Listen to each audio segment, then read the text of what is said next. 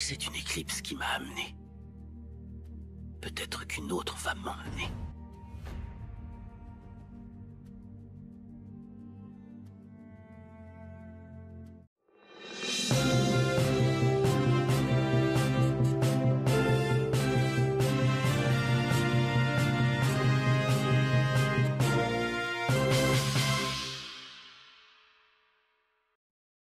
On connaît tous ce sentiment. Quand tu as tout donné et que rien ne vient. Quand les obstacles s'enchaînent et que tu veux lâcher.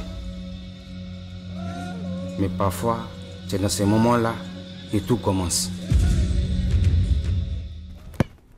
Parce que croire, c'est déjà jouer. Et jouer, c'est vivre.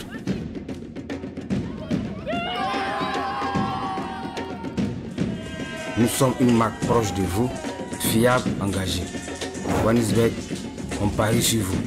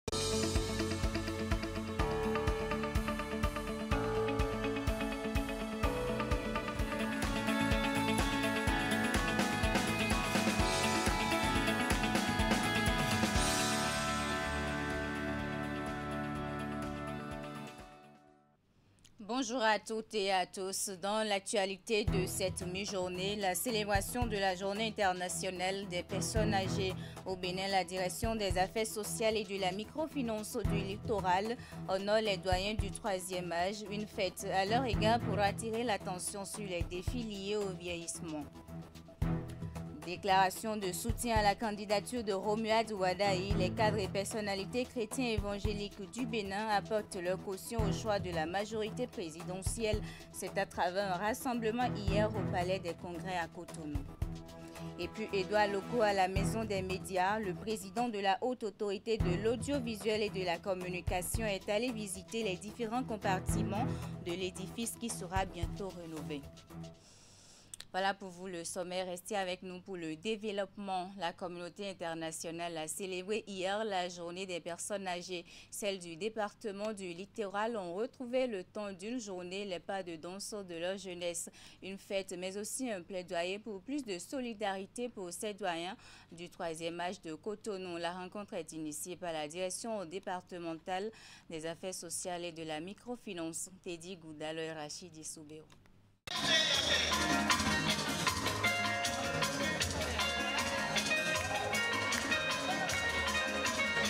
Des pas de danse sur des sonorités de leur époque.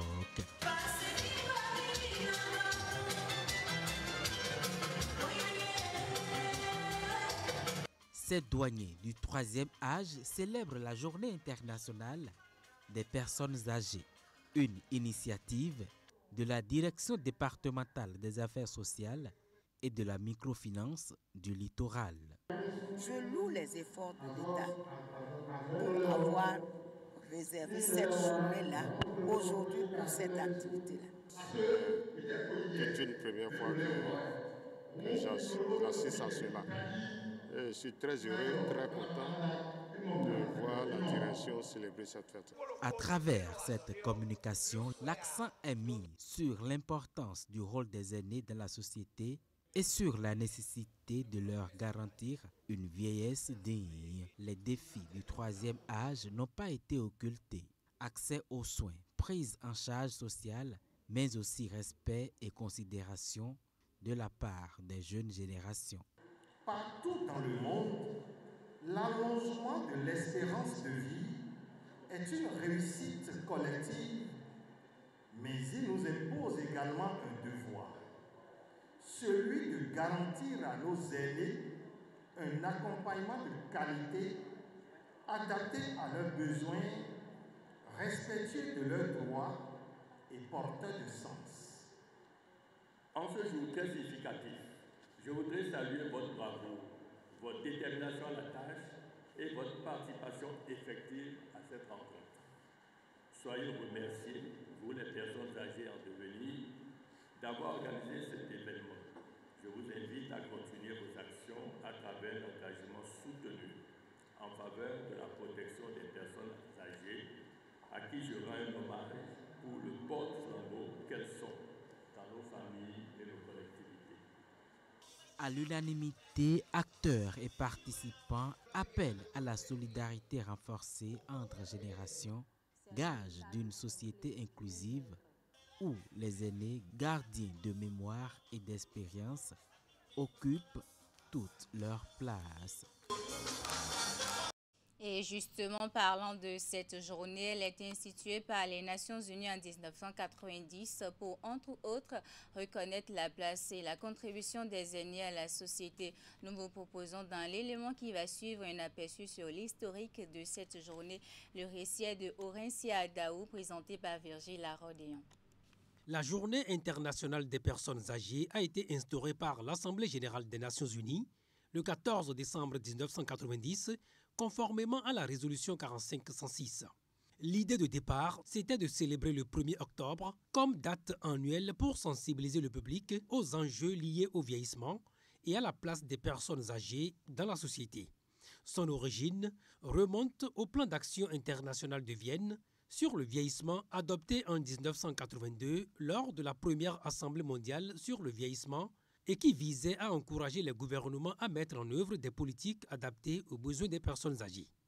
Depuis lors, la question du vieillissement de la population est devenue un enjeu majeur à l'échelle mondiale, renforçant du coup l'importance de cette journée, laquelle a été célébrée pour la première fois le 1er octobre 1991.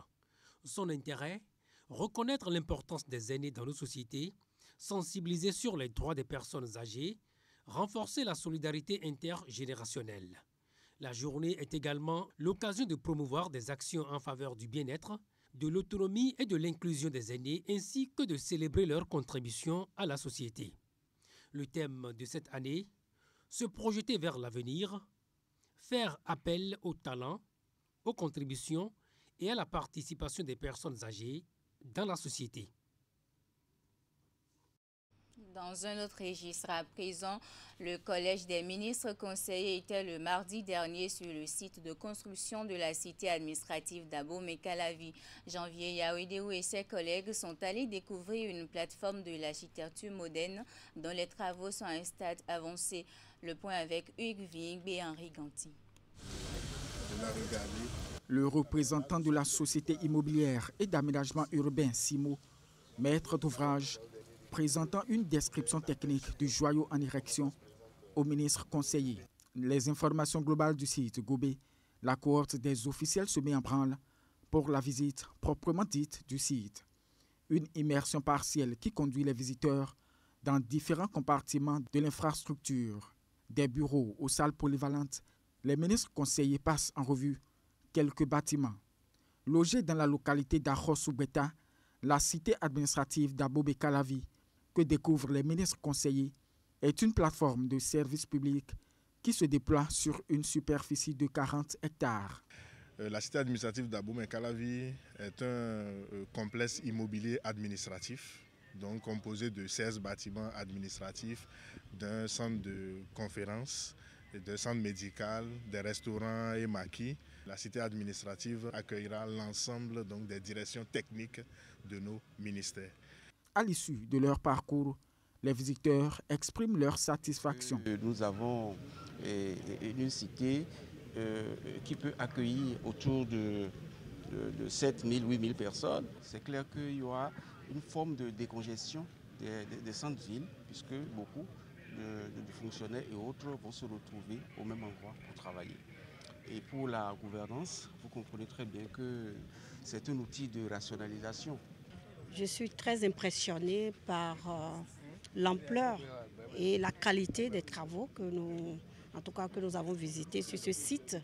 Je crois que ce projet répond à la vision du gouvernement sous le leadership éclairé, bien sûr, du président de la République.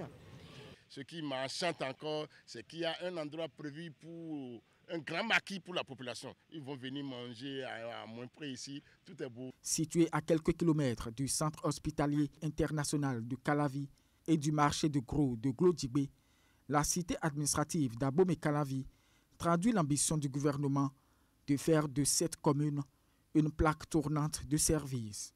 60%, c'est le taux d'exécution des travaux de construction du joyau, dont la livraison est annoncée pour mars ou avril 2026.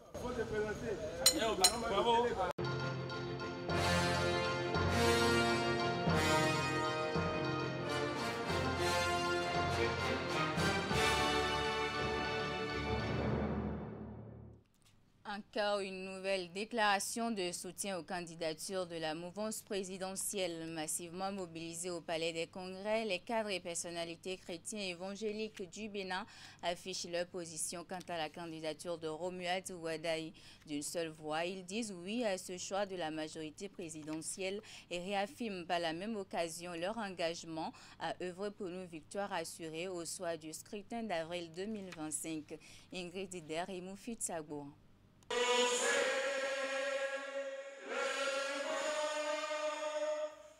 L'Église évangélique ne compte pas rester en marge de la nouvelle page de l'histoire politique du Bénin qui s'écrit. Cadres, personnalités et fidèles de cette obédience religieuse psalmodient des versets bibliques, chantent et dansent pour rendre grâce à Dieu.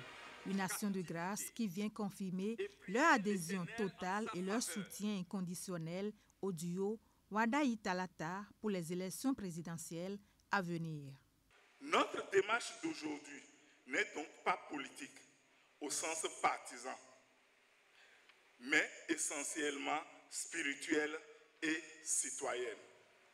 Après prière, méditation et concertation, nous avons décidé que le moment est venu pour nous d'exprimer publiquement notre soutien à la candidature de M.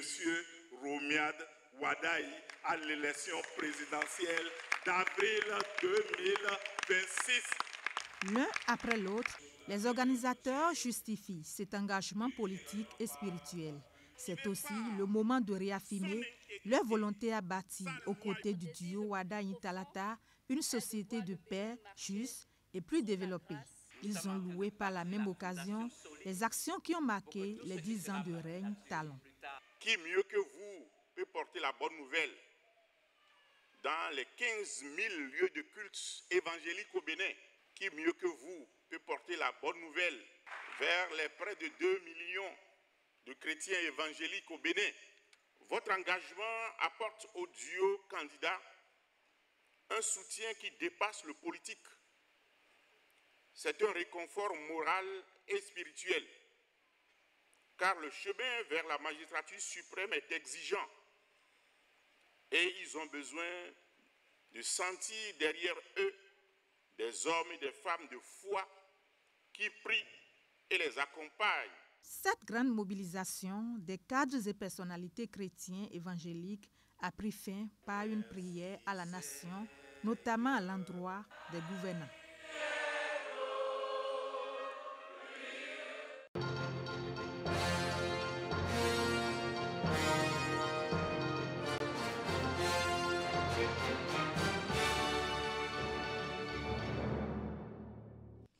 Nommé en Conseil des ministres le 17 septembre 2025, recteur de l'Université d'Abomey-Calavi, le professeur Charlemagne Babatunde Igwe est officiellement rentré dans ses nouvelles fonctions. La cérémonie de passation de charge avec Félicien Avesi, désormais ex-patron de la plus grande université du Bénin, s'est déroulée le mardi dernier à l'amphithéâtre Idriss Déby Itno Ugvingbe.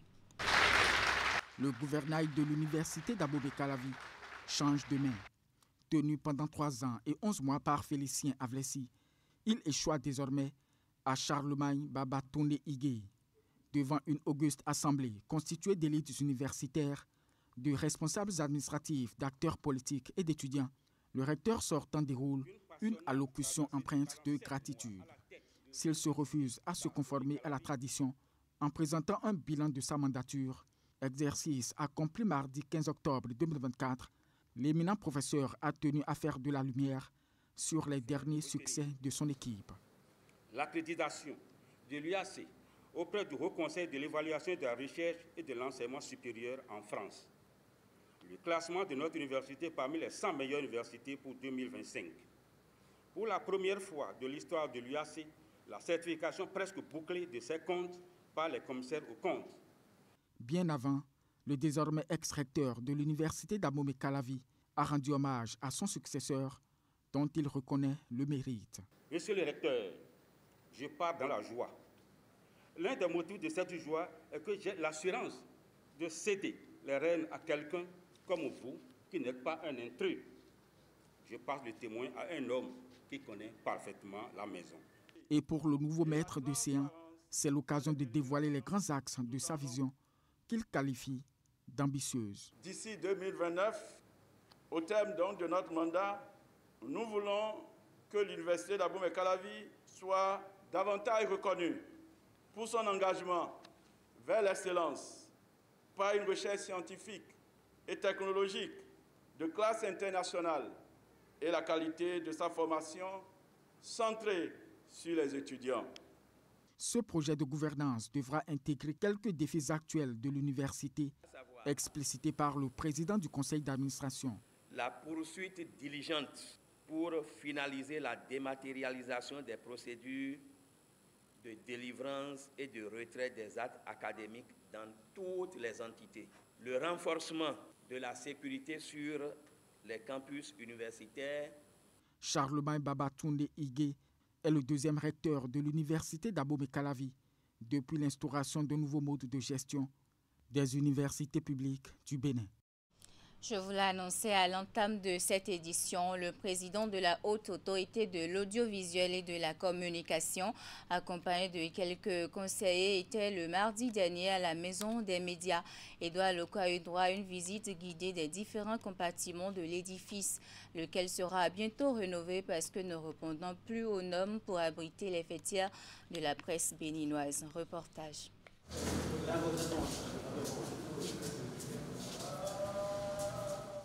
À la Maison des Médias ce mardi, le président de la Haute Autorité de l'Audiovisuel et de la Communication pour constater l'état de défectuosité de l'édifice.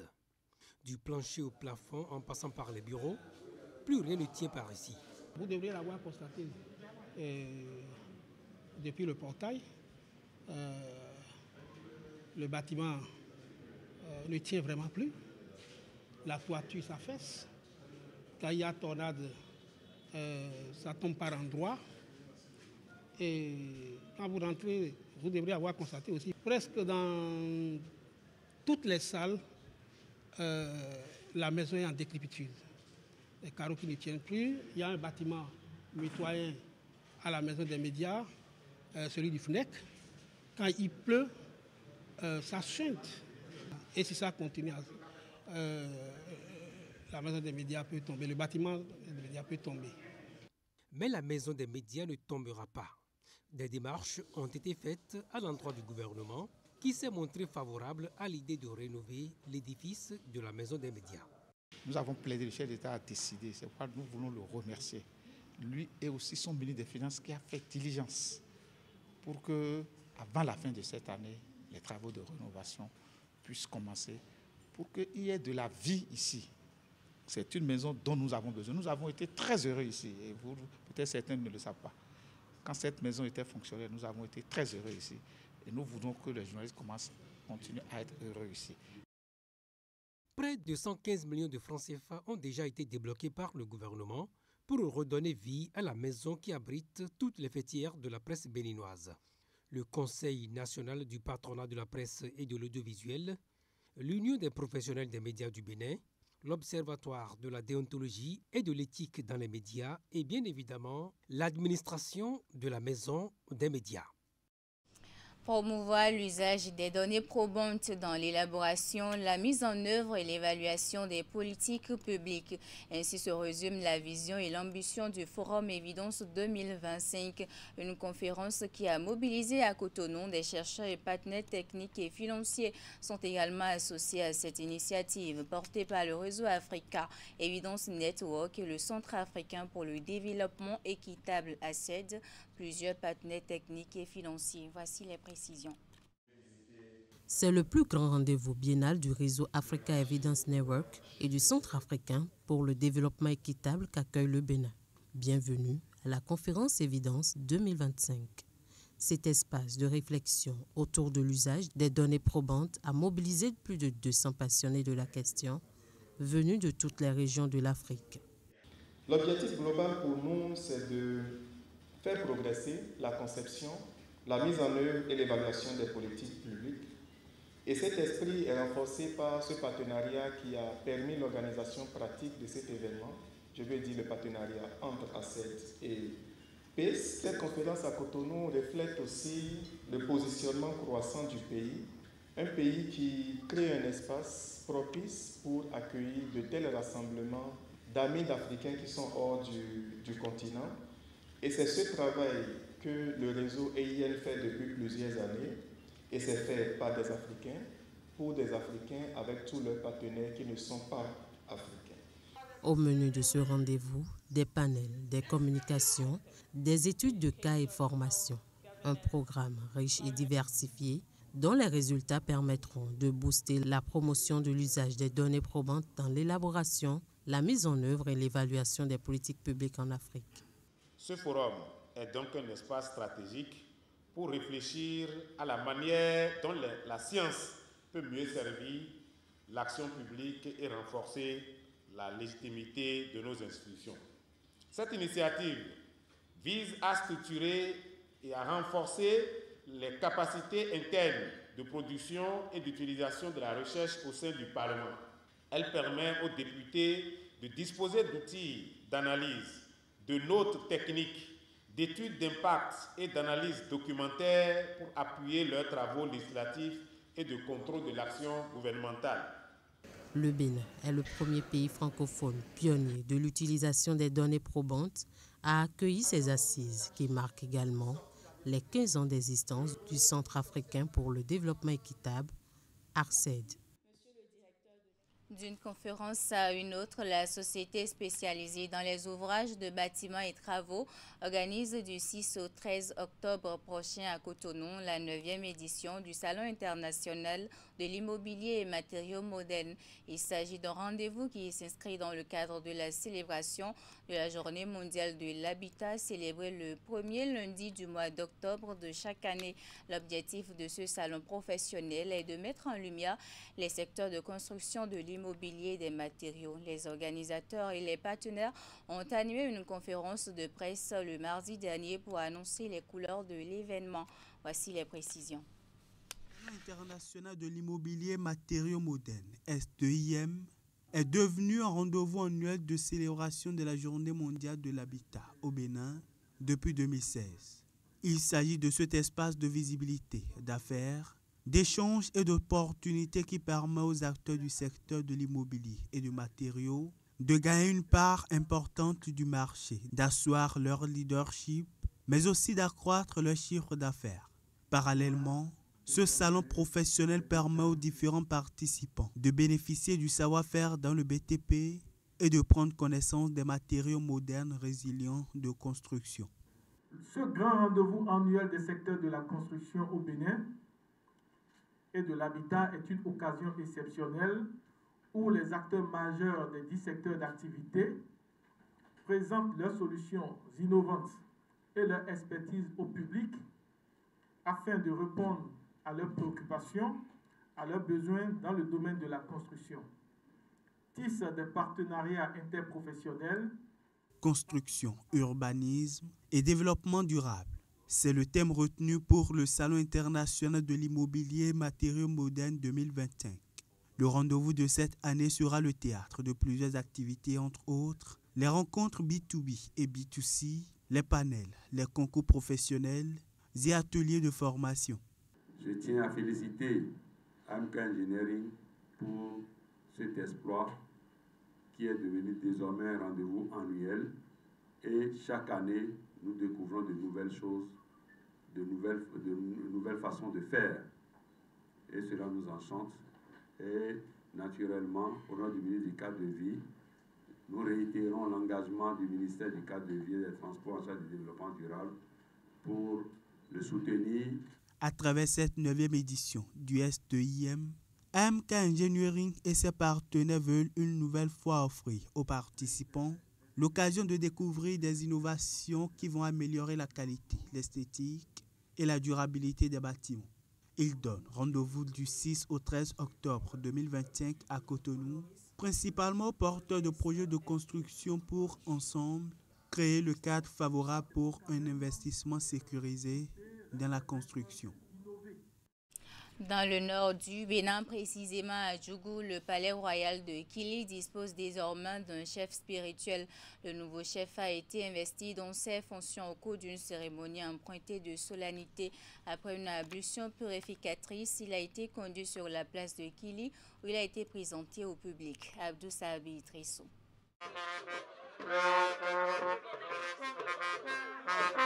Un bain rituel pour officialiser l'installation du chef spirituel du royaume de Djougou. Sako Samaboukari Cheoutassiou Farmanzo 9 reçoit ainsi les insignes et symboles en tant que guide spirituel du palais royal de Kilir.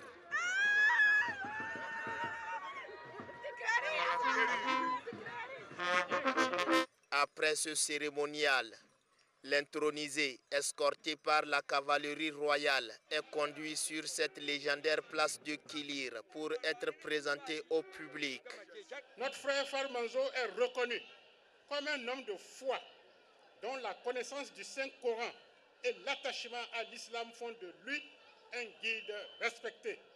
Son intronisation vient rappeler le lien sacré qui unit le trône, la spiritualité et la communauté.